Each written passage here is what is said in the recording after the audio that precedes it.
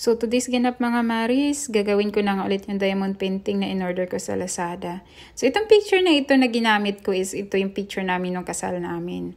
So ayan yung may makikita kayo dyan sa gilid, may mga numbers at saka may mga code colors. Ayan, dyan ako nagbabase sa kung saan ko siya ilalagay at saka anong colors ididikit ko sa picture. Inuna ko nga pala mga Mari yung sa gilid kasi iniiwasan kong dumikit sa kamay ko yung glue nang nasa picture. Mahirap kasi siya tanggalin dahil madikit siya masyado.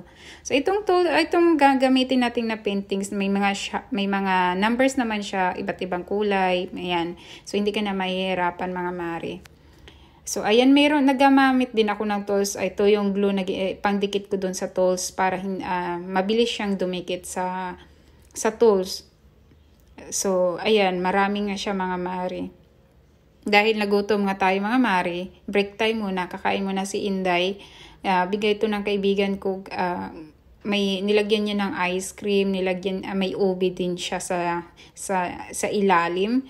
Similar lang siya sa lychee plant pero mas masarap to dahil nga meron siyang ice cream. Hinaluan niya ng ice cream. So ayan, thank you mga Mari.